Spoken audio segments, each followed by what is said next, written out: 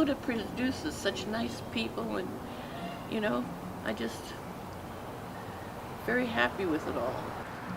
I'd have to say that very laid back, very, very interested in the kids. Winning wasn't the number one priority.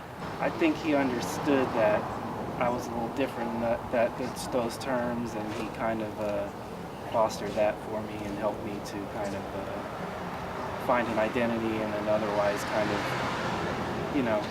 I wasn't really set to go out and to go to college and be a big scholar, but I learned a lot from my dad just coaching and being around him and just seeing how he interacted with other people, and that was more like my classroom than the actual classroom. The year before, it was really early in the season, and he told a kid named George Fincher to go warm up to pitch. And George stood up, and I'm looking at him, and I didn't know him. And he was like 5'7" and weighed like 115 pounds. And I'm going, "What are you doing?" And he goes, "Oh, he's a pitcher." And I go, "Come on, Dad, we're trying to win. We drove 3.5 hours. Well, to make a long story short, he brought him in, and he held the other team, and then George got the game-winning hit. And to this day, he's a real good friend. He actually came back and coached with my dad after I had stopped coaching with him. Oh boy, he wore me out.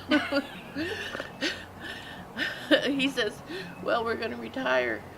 So what does he do? He retires from work and he still coaches. Yeah, I remember Coach would always get out of his truck. He'd still have grease on his hands. You remember that? Yeah. And he'd be looking for a rag to wipe stuff off. Well, we would carry in the gear.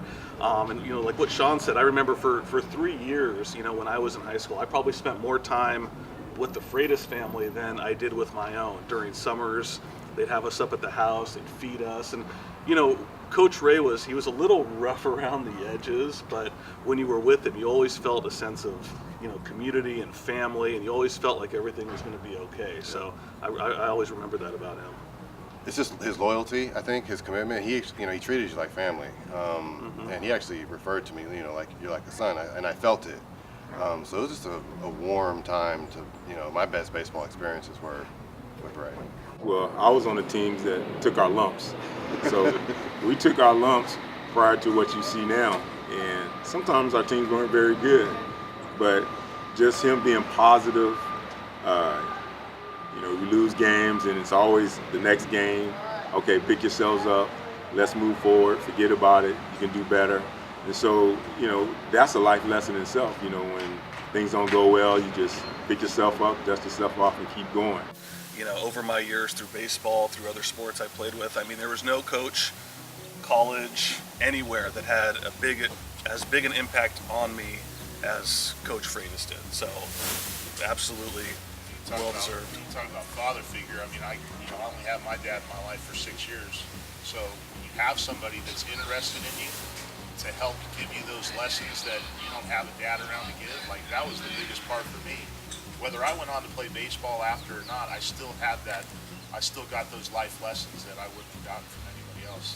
God, he'd be so happy. He'd say, "Well, I really don't deserve it," but